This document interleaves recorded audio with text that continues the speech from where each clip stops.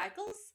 We're here today with another wonderful author. This one, I believe, is um, short stories is really where you mainly live. I believe. Is that right, Lance?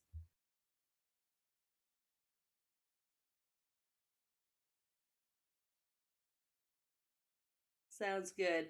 Well, one of the things I like to get out of the way in the beginning of an For the most episode, part, just I'm because working on a I novel get now, so but caught up in our until conversations, recently, it's I all like been to make short sure that stories. our audience knows how to find you. So, what is your website address so they can find you?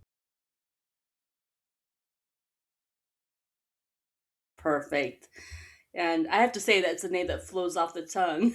It's very just so LanceRobinsonWriter.com. So that's and from there, yeah, and yeah, from there people can find my social media and subscribe to my website as my newsletter if they want and that kind of thing. But yeah, the easiest way to find me is LanceRobinsonWriter.com.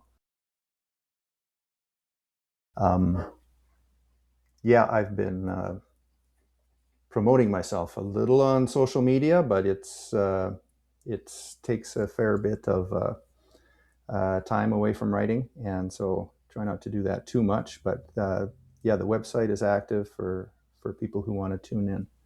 Um, I am a science fiction writer, and um, I have, as I said, mostly been writing short fiction.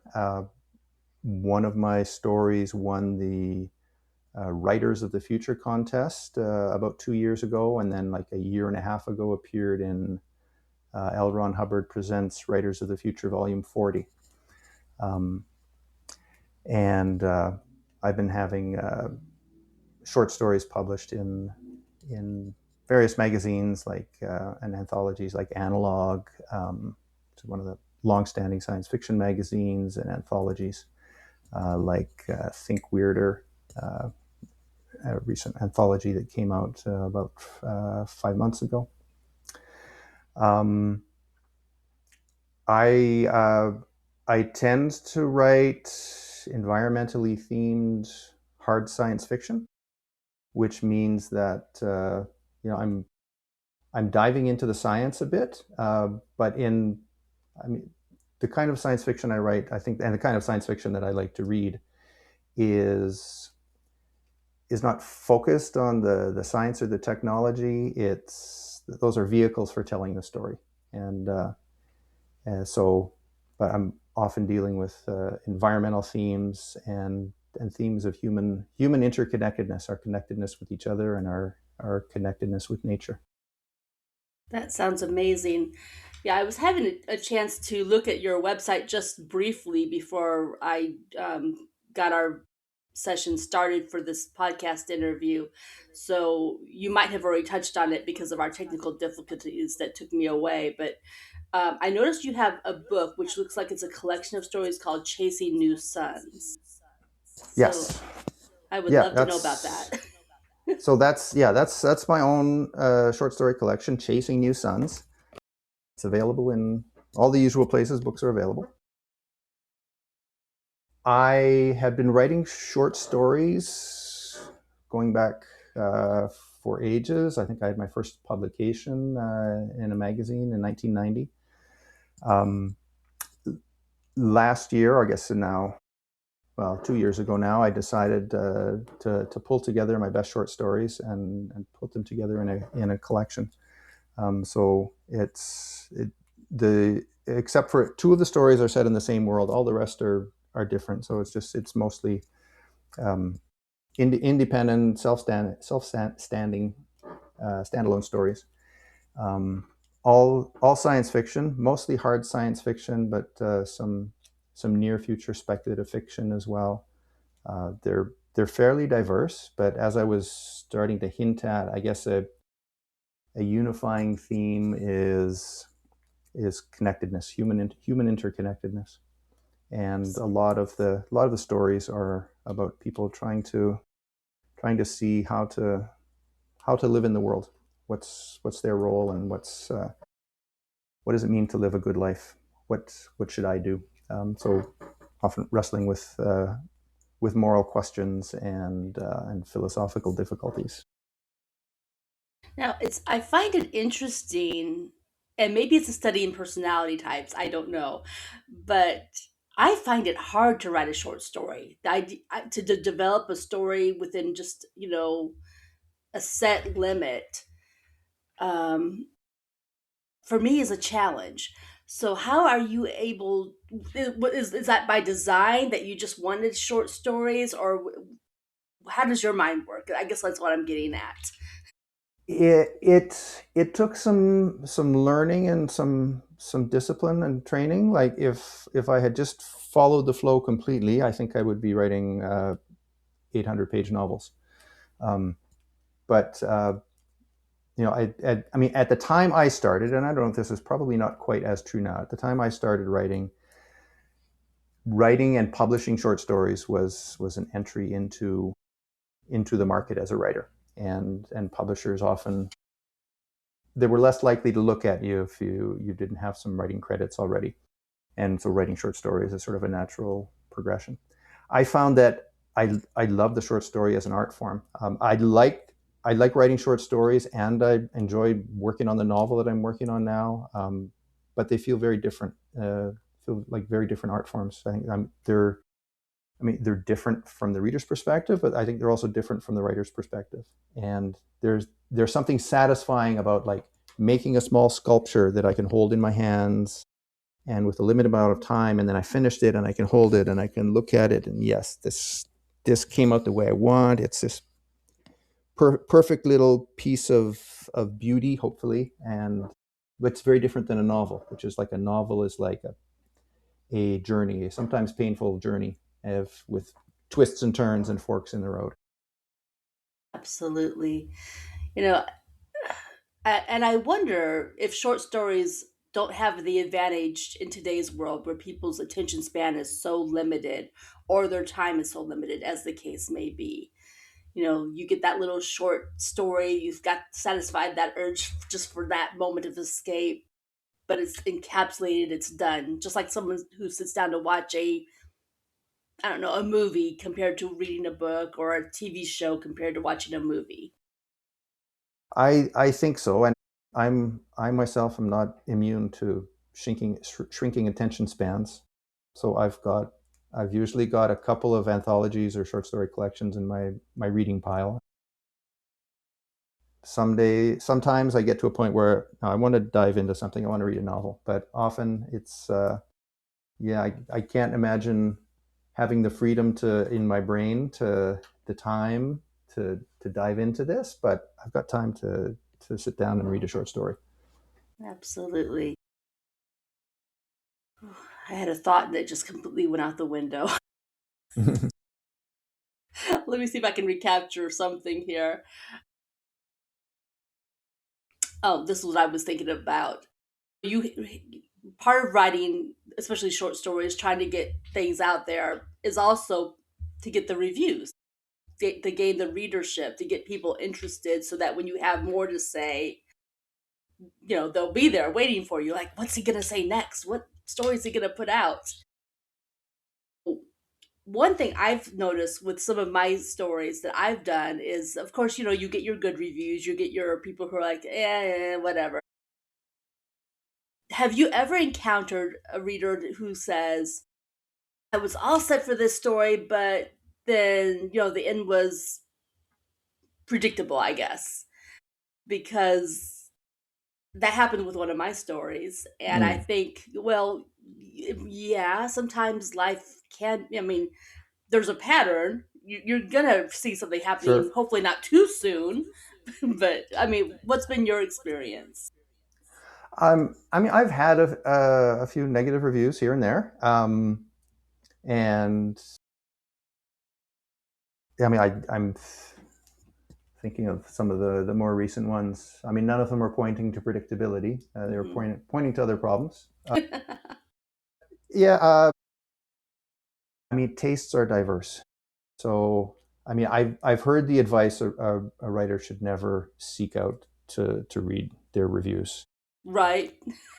I've got a fairly thick skin, Mm. and I try to be humble, but once in a while, like, I want to know what they said about me, and so I do seek them out sometimes, and it's when I come across the good ones, the ones who had something positive to say and got something enjoyable from something I wrote. It's I find it very uplifting, and I'm I'm willing to I'm willing to once in a while experience a critical review if for that experience of reading the positive ones. Right. Well, and sometimes the critical review, while we don't love them, sometimes it actually can be constructive and it makes you pause and say, okay, was that an issue? Is that something I can learn from? And that's kind of where I was going with. But I come down to if you have sketched out a personality or someone in a certain predicament, there's only so many paths you can choose for that natural progression within those circumstances, just like in life.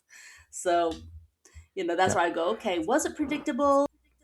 In my case, it was in relation to a story that had it was a prequel for a story that already exists. So it has to follow a certain path to get where you're sure. going to connect with the book. But I just was curious from an author standpoint, what challenges I guess have you faced similar to that?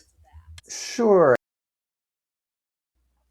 I mean, I don't think, I mean, as a writer, I don't think being unpredictable is really the right goal to adopt. If it works for your story, having some kind of serious, mind blowing plot twist can be very interesting, but not all books have that. There, there are turns and unexpected events, but that's different than basing the whole story on a plot twist. Some plot twist stories can be really amazing and very enjoyable, but there's other reasons to tell stories as well. And I mean, sometimes what you're doing is you're painting a picture, and you're painting that picture of a character, of a human being, and you're going into depth. And the more the reader learns about that character, the more they feel they know them. And then when certain things happen, they may or may not be predictable, but if the writer's done their job, the reader will nod and say, "Yeah, I get it. That's why that character would do that." Absolutely. So yeah, I wouldn't worry too much about predictability. That's nice to hear. And I guess when I think about it, it's just like when you go on a road trip.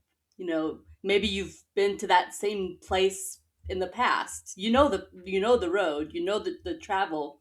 Do you enjoy the journey any less because you're already familiar with the way things are going to progress? You know. Sure. Well, and I mean, take the first Star Wars movie, right?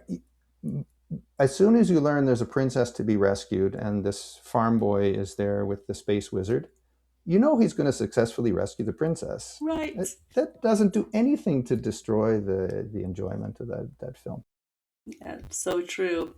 And you carry that right on to any other, the Princess Bride or whatever the case. Yeah, you Yeah. still enjoy that story for all the little gems along the way. It's yeah. Yes, absolutely. I like your analogy. That's exactly spot on. Because otherwise, what's the point of telling a new story? It's if people are going to look at it and go, well, yeah, it was predictable. Well, certain things in life should be predictable to some extent. We Yeah. like a little tease, a little surprise, a little variation, but ultimately, you're not picking up that Star Wars movie or The Princess Bride or whatever because you're expecting something completely different. You know what you're getting. So let's get back to your books because I took us off on a kind of a really big tangent there. So, in what you've written so far, do you have any favorites or recommendations for readers? Like, what would you most recommend someone reading your work for the first time? Well, so I only have the one short story collection of my own published. I've got short stories in a couple of anthologies, and they're out there in magazines. But the magazines get harder to find, a year after they're published. But if someone is to pick up Chasing New Suns, I I guess my I always there's two stories in there that, depending what side of the bed I wake up on, one or the other is usually my favorite story. Um, one of them is called 5 Days Until Sunset, and that's the story that with which I won the Writers of the Future contest.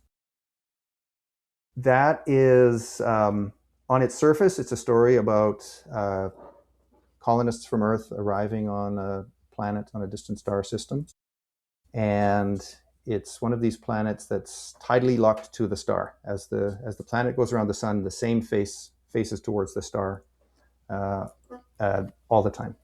I'm In my spare time, I'm a big astronomy buff, and so I've been, I watch astronomy YouTube channels and that kind of thing. And as astronomers have been discovering more and more planets around other star systems, tidally locked planets like that are expected to be really common.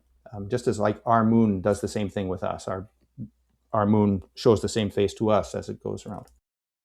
So they arrive on this planet expecting to live in the twilight portion. It's right under where it's like permanent noon. It's too hot to live. On the dark side of the planet and the night side of the planet, it's minus 60. So, but there's life right in that ring where it's like permanent sunrise or sunset. And they arrive expecting that's what the world's going to be like. And they very shortly, within the span of a couple of days, realize this world is not what we expected. It's something different.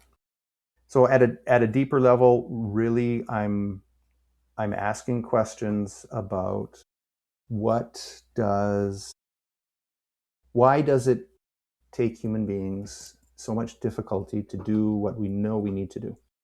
When the facts are before us and we know what course of action we need to take, sometimes we just find it so hard to take that step towards the obviously correct decision.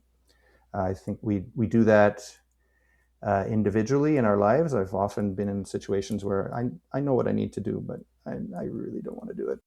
And collectively too, like climate change is a good example. Technically, climate change is not that difficult a problem to address, but we just don't seem collectively to want to do it. So I think science fiction is a useful tool for through metaphor, analogy, taking a problem of our world today, or a problem of human beings of any time, and placing it in a different world, kind of in a way disarms the reader. And so that's what I do in 5 Days Until Sunset. I like the sound of that. I'm curious. So behind you, of course, you have it looks like a book collection award picture, but there's a picture. There's two on the wall, and it's the one that's Yep. on the far left, and it's kind of like a nighttime scene, and I can't see it in super detail, but I look at that and think, okay, this has to maybe if you're blocked, a great source of inspiration to kind of unlock your mind as you're writing your stories, because it just looks like it's science fiction, kind of almost like a book cover that I'm looking It at. is. Well, they're both book covers. The Okay. other one is a cover of one of my favorite novels, um, "The Sheep Look Up" by John Brunner. But the one you're talking about, the more colorful one, Yes. is that's a product also of Writers of the Future. So the Writers of the Future contest, they have a parallel illustrators contest, and so each year 12 writer winners are selected, and 12 illustrator winners. And then they put the publisher, Galaxy Press, puts them together in an anthology each year. Um, and the illustrator winners are each assigned to one of the short story winners. And that illustrator has to do an illustration for that story. And so that was the illustration from 5 Days Until Sunset. And so the Steve, the illustrator for that, I wondered what he was going to do. I assumed he would read the story and pick a scene from the story, and I was wondering which scene would he pick. And he didn't really do that. He took he's like, what he illustrated really is if I had kept telling the story after the end, it's like that's what would be happening next. And he's writing what happens next after the end of the story, and he's doing it in a way that like it captures what the story is about. I was so amazed by that. I'll say it's a striking picture. I mean, that's why it drew my attention. So, does it inspire you to possibly in the future write like a sequel or a full blown novel based on that initial short story? Yes, so I started thinking about turning that story into a novel, and so in fact, that story was actually a prequel to a short story I'd written like 20 years earlier, um, and it was published in a small magazine. Um, and then after I won Writers of the Future, I started thinking, I think there's a wealth of ideas in this scenario that I've created of this planet that doesn't rotate. Um, and I started thinking of other possibilities and storylines, and so started sketching out a novel. And then I decided, I want to tell the story of what led up to that. So the novel that I'm working on right now is actually a prequel to 5 Days Until Sunset, Ah, okay. and it's about how those colonists get exiled from Earth and why they get exiled from. Very cool. So yeah, Okay. All right. So that's what's currently what you're working on is that prequel, and are you sketching yes, things for after that prequel to then like maybe turn that into a full series of full length novels? yes, I think so. The 5 Days Until Sunset, I've already got some ideas as to what that would look like as the core of a novel. I think there's a lot of possibilities there. Yeah, even I've got a few ideas for what the third novel in the series would be.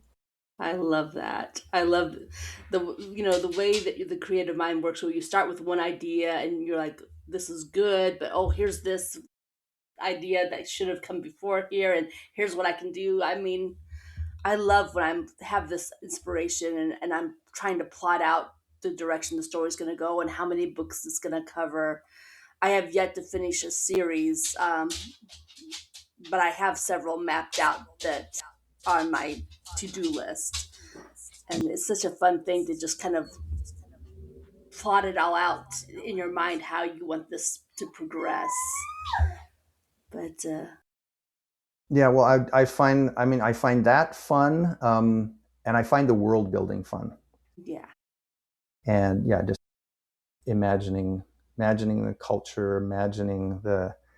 I mean, if I'm dealing with another planet, I can imagine the ecology and the geology and other things like that, um, philosophy and language and economics, and just weaving that together is can be very exciting. And sometimes I have to stop myself. It's okay, time to actually to write the story.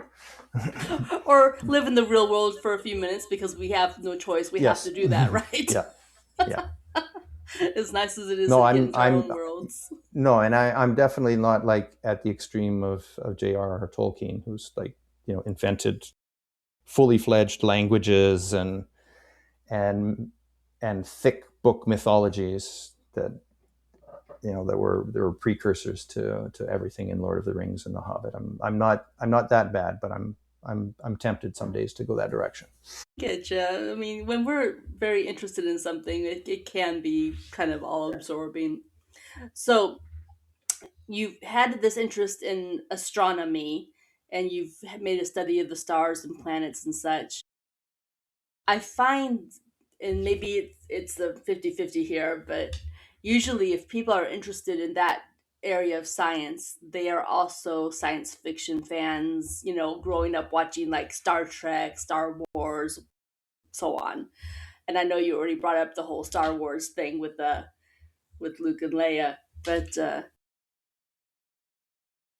where are you on all of that? Are you purely Star Wars? Are you Star Trek? Are you the whole gamut of all Oh, the that sci-fi? question. Oh, the Star Wars versus Star Trek question. Why Didn't not? warn me about You didn't warn me about that one. I love them both, but for very different reasons. And I love Star Trek for the same reason that I love like the science fiction novels that I read early in my life. The same reason I love Arthur C. Clarke and Isaac Asimov and Frank Herbert. That's why I love Star Trek.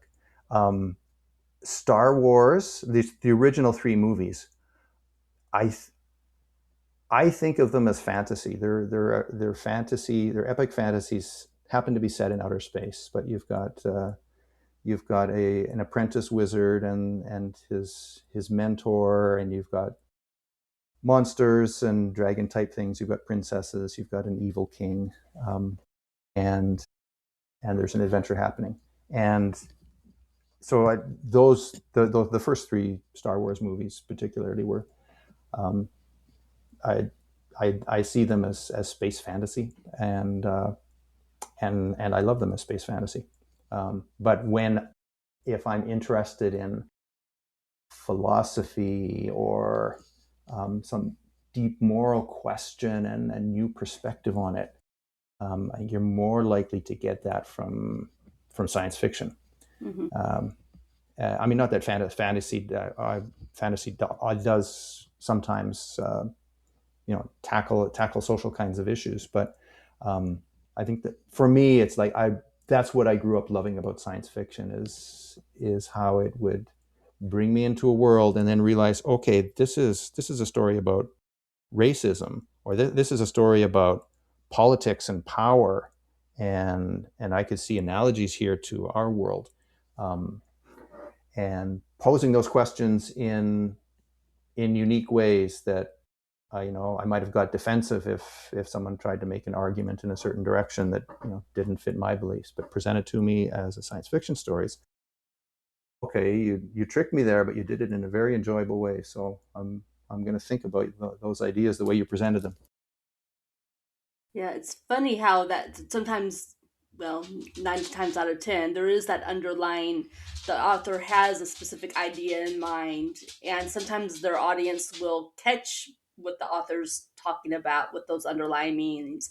Or sometimes they might come up with ideas completely different from the author, but still accurate, based on their interpretation of what the author wrote. So it's an interesting thing. I asked you about the Star Trek thing because of your description of the planet in that book, and I'm gonna butcher the title. 5 days till 5 days until sunset. until sunset. I wanted to say Sunday. I knew that wasn't right. So 5 days till sunset. So this planet that only faces one, side, that has the hot and the cold, like our moon, reminded me of the planet Reman or Remus, in the Romulan Empire. The Remans, Mm. that because that was basically Yes. kind of how their planet was, which make it, science is what science is. That was bound to be that common thing, but it reminded me of that, which is why I Well, got to that and you know what question. I didn't know is the the first science fiction story that used that as a premise was, and I'm not going to remember the name of the author, but it was written back in the 1930s. Hmm. I only discovered that later. The I mean, we've recognized for a long time that our moon does that for us, but yeah, back in the 1930s, one of those golden age writers applied that idea to another planet and then wrote a story about it. Um, so yeah, I mean the premise itself is not new, but so here I'll throw in the spoiler, which is not really a spoiler because it comes in like halfway through the story. They realize after being there for like a couple of days, they realized their interpretation of the the the probe data that had scanned the planet when, like a small probe was sent to the star system like 100 years earlier and sent its data back. They had misinterpreted it, and the planet is not tidally locked. It's just rotating very, very slowly. And they Oh. realized one day is 15 years. But their measurements were right on, because if night is 7.5 years long, it does get down to minus 60, and their measurements of that were correct. And on the daytime, it is plus 70. So I'm talking Celsius here. And so it's unlivable where it's noon, and it's unlivable where it's midnight. But they can't just live at this one spot, which is permanent twilight, because it's not permanent twilight. And so that's where the title comes from, 5 days until sunset. They see the sun, and after a couple of days, they realize the sun is setting, and they recalculate and realize we're going to freeze if we stay here. It's going to in 3 more days the sun is going to be set, and we'll freeze. And so how can we build our colony, or how can we build houses and start farms? Because now we have to be nomads. We have to keep walking, and we don't have to walk very far. Um, uh, Depending on what latitude you're at. If you're at the equator, maybe 5 kilometers a day. If you're at a higher latitude, then maybe you only need to walk 2.5 kilometers a day to go around the sun, but to stay at the spot where it's livable. And so that's part of the challenge they're facing. It's like, how can we possibly do this? Are we become nomads? Like, does that mean we're abandoning all of our technology? We're abandoning all of our plans to establish farms and a city? How do we deal with this? I So that's where the love this challenge comes from. premise. I love that they think they're going to be stable, but then they're going to have to be nomadic. Yeah. I have this idea, and it's yours if you want it, but I'm just like, wow, if you have another book about another planet where maybe half the time they're underwater. Yeah.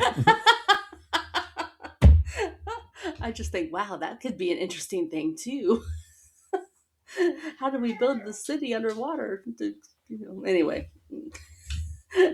maybe that's too far fetched.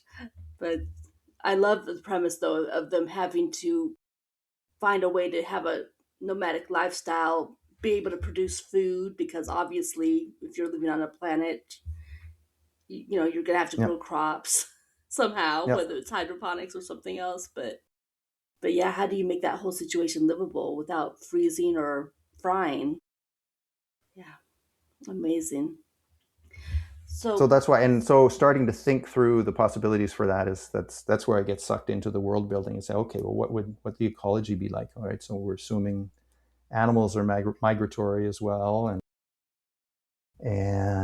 what would water the weather be sources. like, and water sources, and what does it look like when the night part of the planet on the morning side is starting to turn into the sun, and that's whatever was there starting to melt. And so yeah, that's where I occasionally have to pull myself out of the world building and work on the story again. Do you have family that you bounce these thoughts off of, and what do they think sometimes when you share what you've either already written or what you're thinking about writing? Um, Not family so much. My kids, they're not big readers. I mean, we tried to read to them we did read to them a lot as they were growing up, but they're they're into movies, and my daughter's into horror, so she's not much into science fiction.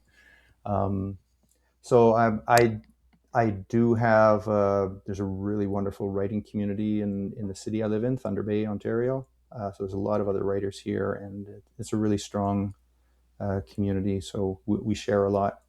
Um,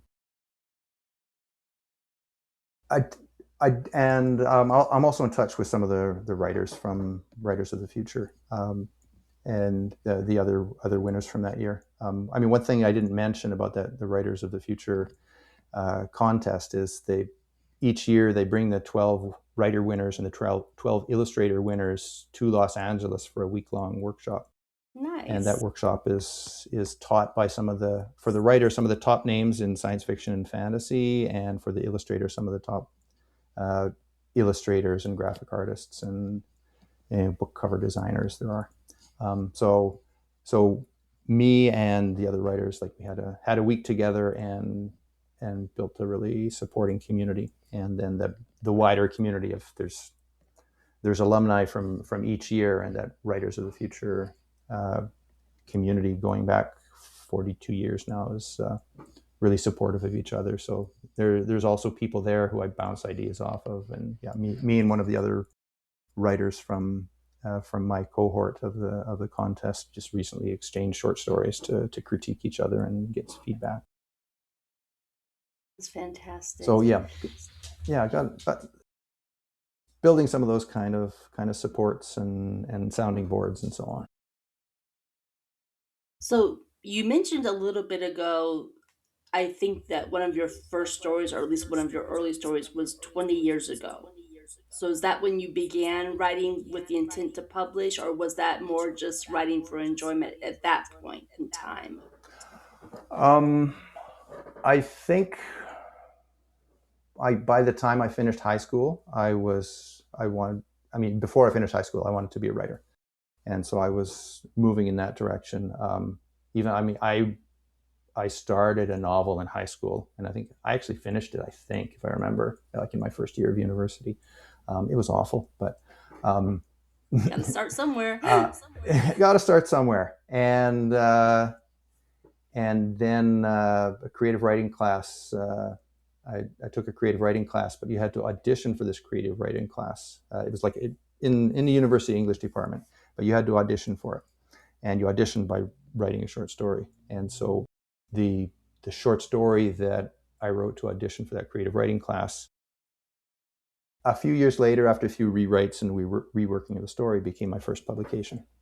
Um, so yeah, I've been aiming. I took a break, had kids, went back to university, um, and other things filled up my life. And for a while, I didn't do much writing. But after 8 years living in Kenya, moved back to Canada about 4 years ago, and um, with that big change, and the kids were older and didn't need as much of my attention, I felt it was also time to come home to writing, and so got back into it, and that's when I wrote the and found I think for the most part, I life experience and whatnot, I had become a better writer. I And believe that. and I've been, yeah, trying to work at it seriously ever since. Yeah. So your time in Kenya certainly must have had some influence on your writing. I'm curious to hear you talk a little bit about that.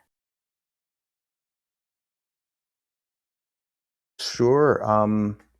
So I was a scientist with an organization called the International Livestock Research Institute.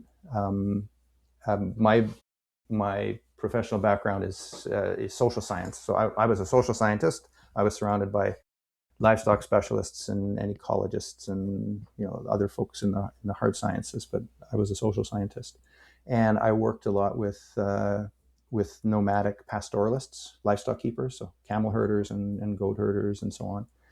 Um, I've got a short story now, looking for a publisher that's set in Kenya. The novel that I'm working on now, which is the prequel to 5 Days Until Sunset. It's the novel set on Earth. It's about these colonists as they're about to get exiled.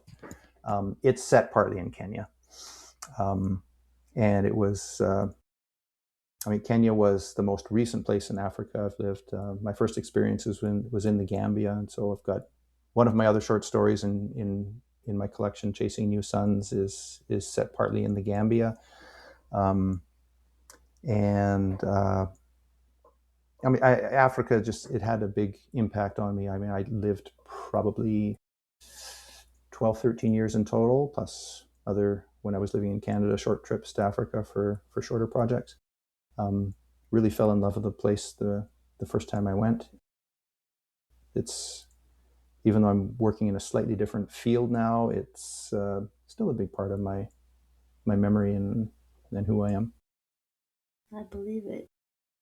I can't imagine anyone going to Africa, especially Kenya and, South Africa, and not having have that really affect your viewpoint on just life on this planet, and just seeing the animal life there alone would be amazing.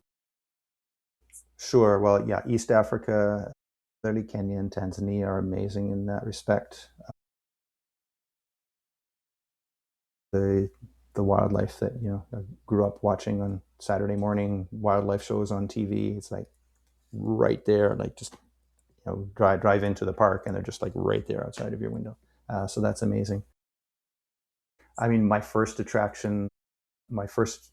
my first experience in Africa was in the Gambia, a tiny little country in West Africa, and my what I fell in love with there was the culture and the people, and just this so gregarious and friendly and outgoing. It was so easy to make friends, and just this warmth and music in the air everywhere. Um, and yeah, I mean that was part of how I fell in love with the continent and the cultures there. Absolutely. Now, your website had mentioned something, and I forget the details of it, but I remembered you commenting about apartheid. And I remember that conflict when I was a kid. That was big news in the early to mid late 80s. I feel like 83 to 85 is the time frame in my head. Um, Yeah. so you were down there around that time period, and it's affecting your books in some respect, but I'm not sure in what respect. Well, sure. So I was, I think it was the second time I was in the Gambia. I went back again. I went back to university to do a master's degree and organize things to do my field research in the Gambia. And so I went and was in the Gambia for 8 months, I think, at that time. And that was 93, 94. And that's 93, 94 is right around the time when apartheid was starting to fall, when Nelson Mandela was released from prison.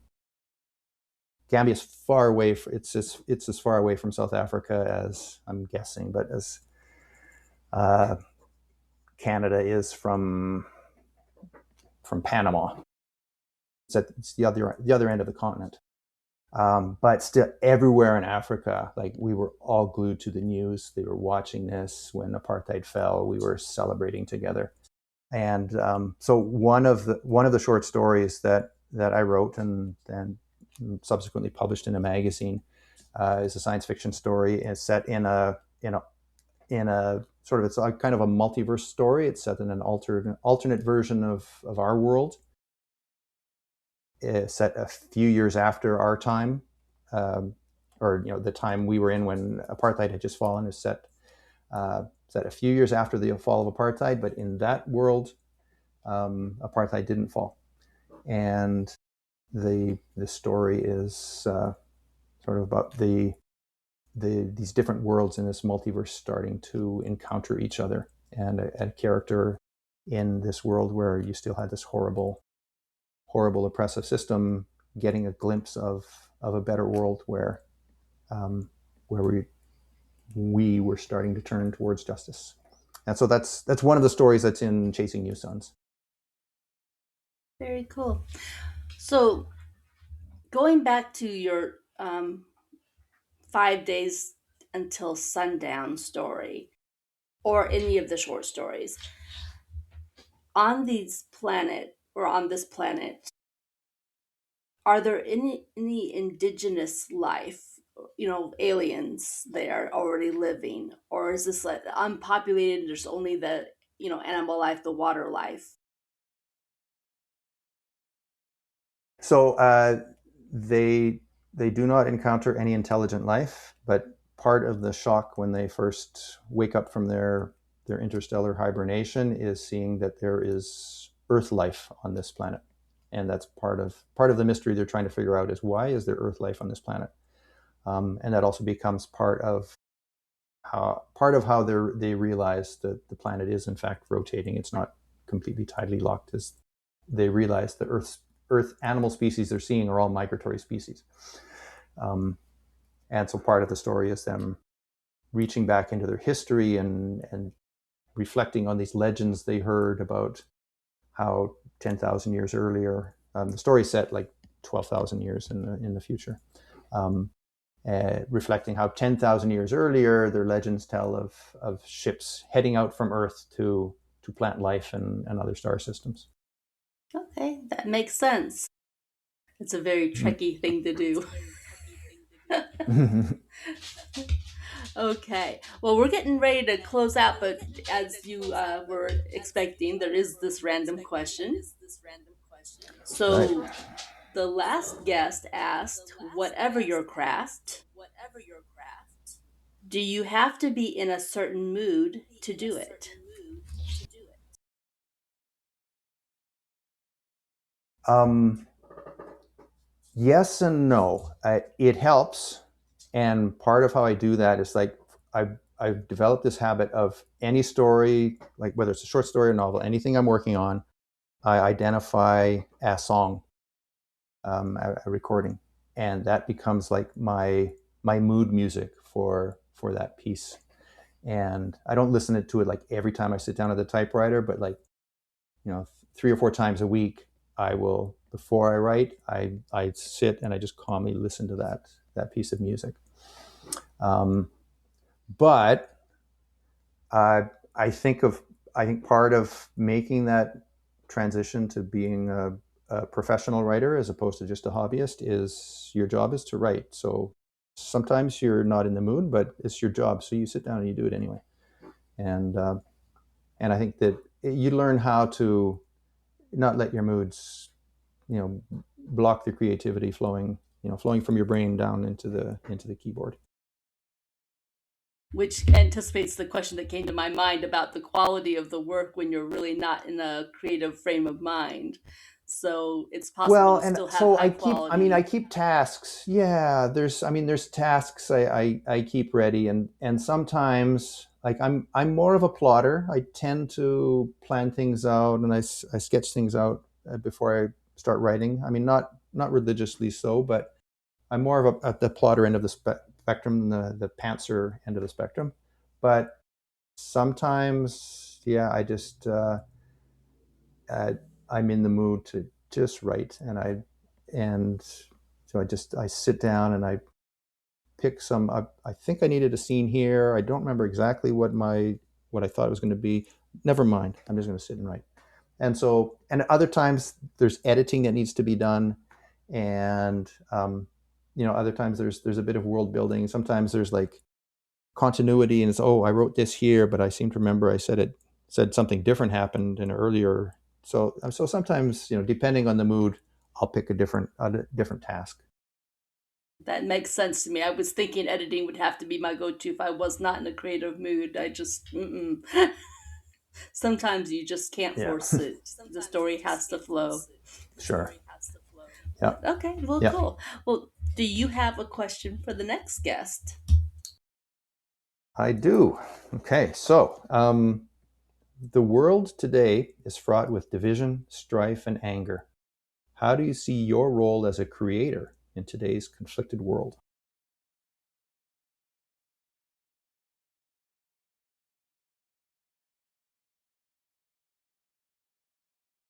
Right now, I wish I knew how to do shorthand. I can email it to you as well, but do you want me to repeat it one more time? Would Maybe you? there's That would other be writers. helpful just to make sure I've got this right. I think I've got it, but Yeah, well, yes, and please. if there's other writers listening to this, or artists or whatnot listening to your show, maybe they should think about this as well. The world today is fraught with division, strife, and anger. How do you see your role as a creator in today's conflicted world? Perfect. It's a conflicted world. Those added descriptives are key to that question, and I had the basic question, but those descriptives Mm. definitely needed to be in there. So thank you for repeating that. Good. I've really enjoyed having you here today. I'm glad we had a chance to talk about your books and about the way your ideas flow. I'm hoping that your book will have a lot of success and you'll be back at some point to tell us about your next book. Thank you very much. You're welcome. All right, well, we're going to say goodbye to our I've audience. enjoyed the Please, conversation. Yeah. I'm so glad, me too. Be sure to Mm. check out Lance's website, his Facebook, his Instagram channels, and if there's anything else out there in the way of social media, it's on his website. But thank you. Please like, share, let people hear this interview with Lance. Good having you. Thanks. Bye, Zoe. Bye bye.